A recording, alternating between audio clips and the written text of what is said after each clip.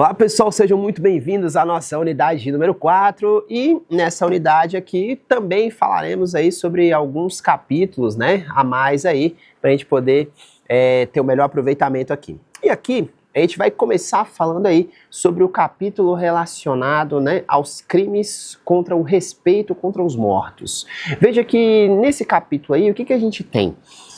O objeto jurídico aqui, o nome do capítulo, é o respeito aos mortos, certo?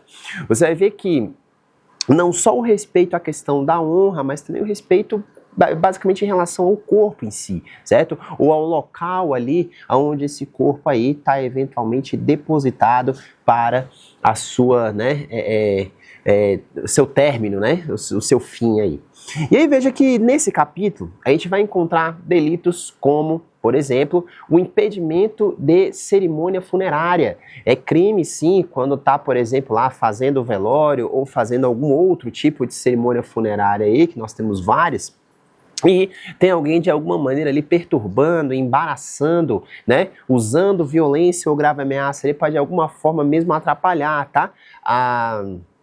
A cerimônia funerária que ali é realizada. Veja que o respeito aqui se dá não só em relação aos mortos, mas também em relação aos parentes, né, e amigos, ou pessoas próximas ou conhecidas que estão ali para prestar sua última homenagem.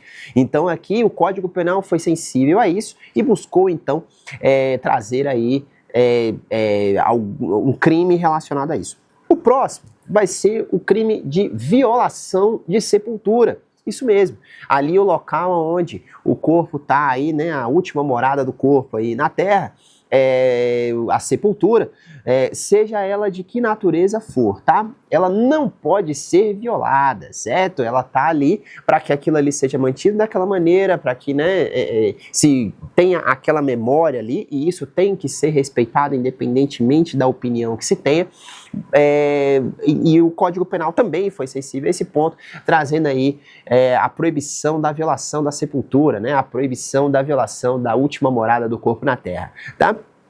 E aí chegam aqui os delitos mais, né, mais comuns aí desse capítulo, que o primeiro deles aí é a ocultação de cadáver. Aqui na ocultação de cadáver, como a gente chama, a ocultação de cadáver ela tem previsão aí, né, no 211, né, e ela se dá ou pela ocultação, ou pela destruição, ou pela subtração do cadáver, tá?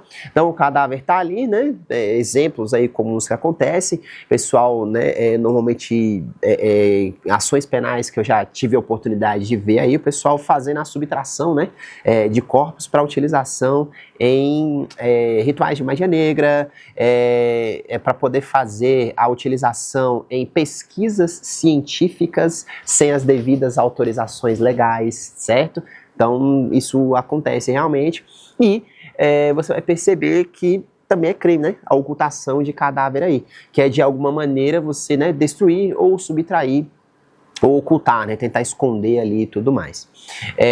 Como eu falei, não é porque é um cadáver que ali não há mais uma alma, por exemplo, que a gente não tem que manter um respeito, até porque aquilo ali ainda pessoaliza alguém, não é isso? Aquilo ali, ainda que não tenha alma, como eu falei, ainda que não haja espírito ali dentro, aquilo ali de alguma maneira remonta às memórias de uma determinada pessoa, certo? E isso é o que merece respeito aqui. Esse aqui é o grande sentido que o legislador quis dar a essa situação.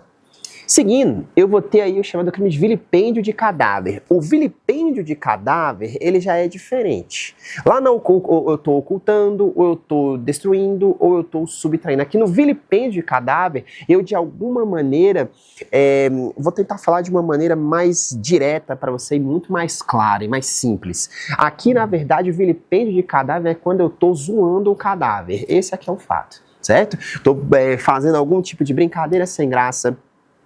Tô aí, né, como a gente já conhece, sabe, fazendo práticas sexuais com cadáveres, isso é vilipêndio de cadáver, certo? Quando tá ali tirando um sarro, tirando foto do cadáver e divulgando, certo? Isso também é vilipêndio de cadáver. E aí você vai ver que esse é o último, né, dos crimes aí previstos no capítulo do respeito contra os mortos, certo? E como eu falei que a gente ia avançar também para outros capítulos, a partir de agora a gente inicia um outro título aí de bastante importância no nosso Código Penal, que são os crimes contra a dignidade sexual, né? Logo aí no primeiro capítulo fala sobre especificamente a liberdade sexual. E no primeiro deles nós temos o famoso crime de estupro, né? Isso previsto aí no 213 do Código Penal. Você vê que ele diz lá, né, constranger alguém, e presta atenção que hoje, né, hoje assim, desde 2009, né, você vai ver que o crime de estupro ele mudou. O crime de estupro antes era constranger mulher, né? A prática de conjunção carnal e tudo mais. Hoje, você tem a ideia de quê? De constranger alguém. Isso significa que homens também podem ser vítimas de estupro, certo? E aí ele vai dizer exatamente isso pra gente, ó. Constranger alguém mediante violência ou grave ameaça, ou seja, o constranger quer dizer obrigar. E se constranger quer dizer obrigar, então ele obriga através do uso da violência ou através do uso da grave ameaça. E aí, não só a prática da conjunção carnal, mas também a permitir, né, constranger a pessoa a permitir a prática de outro ato libidinoso diverso da conjunção carnal. Pode ser, por exemplo, beijar seios da mulher, passar a mão nas partes íntimas, também caracteriza o crime de estupro nesse caso, certo? Utilizou a violência ou grave ameaça aí de repente para poder apalpar a zona erógena, né, que são os seios aí da mulher, caracteriza estupro? Sim, tá? Caracteriza sim. E aí, né, tem um crime novo aí que veio surgindo, que daqui a pouco a gente vai chegar, que é a importunação sexual, que na verdade ele é justamente o outro lado do estupro, só que sem violência. Certo? E aí você vai ver que o legislador ele deu graus de pena exatamente necessários ou exatamente aí que se fazem proporcionais de acordo com a conduta ali prevista. E aí vem comigo para a gente continuar aqui no 215, a famosa 215 aí do CP, que é a violação sexual mediante fraude. Mas antes de começar a violação sexual mediante fraude, deixa eu te dizer uma coisa. Se você notar aí, tem o 213, eu pulei o 214 e fim para o 215. O 214, se você olhar no seu código aí, ele vai constar como revogado. Isso por quê?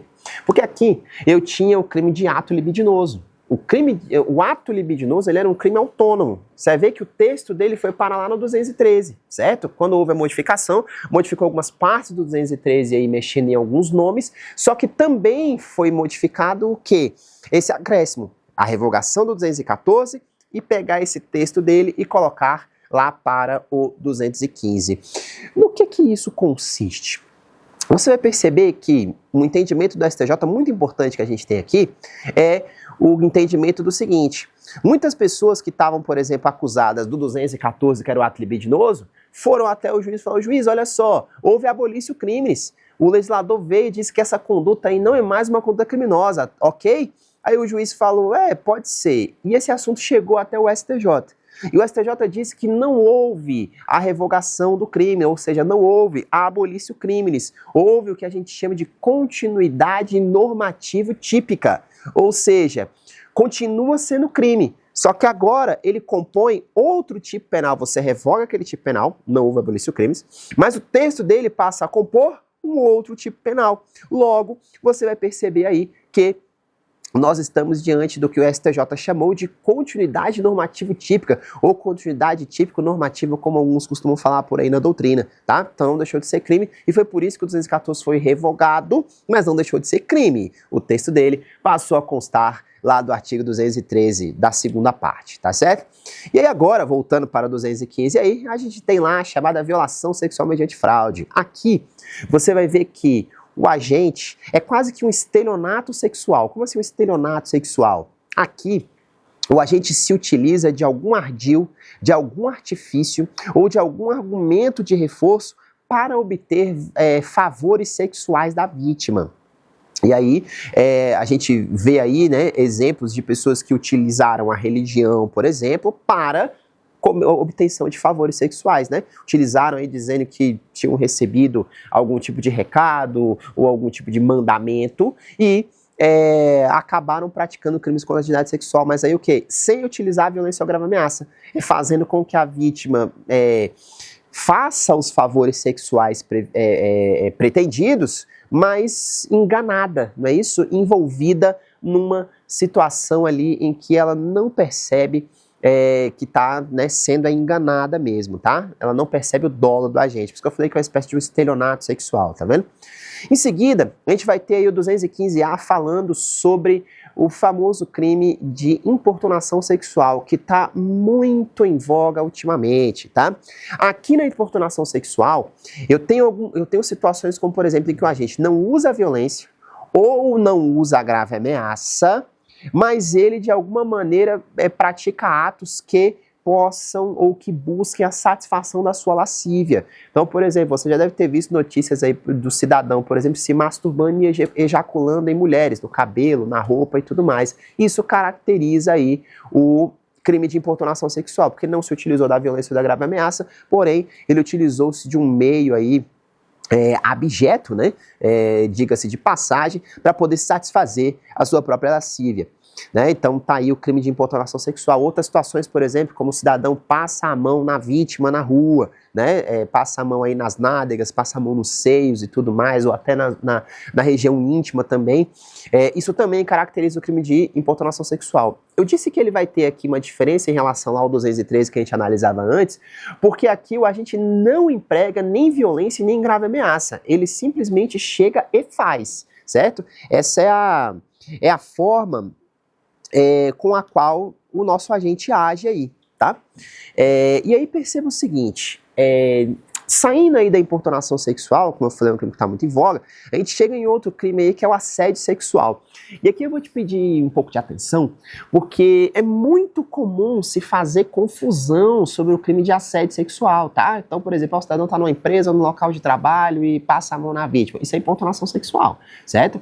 O assédio sexual, eu dependo de uma coisa muito importante entre o autor do crime e a vítima, que é uma relação de hierarquia, certo? Então, um agente, ele busca favores sexuais da vítima, mas ele se aproveita o quê? Dessa questão dele ser um superior hierárquico da vítima, tá? Então, por exemplo, é o chefe que vai ali, de alguma maneira, vai assediar a sua funcionária, não é isso? O gerente que vai assediar as outras funcionárias. Então, aquele que tem a posição hierárquica e se liga que tem entendimento atual do Superior Tribunal de Justiça, dizendo que essa questão da hierarquia também caberia em relação a professores e alunos, certo? Então, o professor teria aí uma posição hierárquica superior do aluno e essa situação aí poderia caracterizar o crime de assédio sexual, tá? E a gente chega aqui, né, ao final dessa parte desse capítulo aí, né, desse primeiro capítulo aí da liberdade sexual, e daqui a pouco a gente vai retornar para dar continuidade aí ao estudo dos crimes contra a dignidade sexual, tá certo? Eu te espero e daqui a pouco eu te vejo. Até já.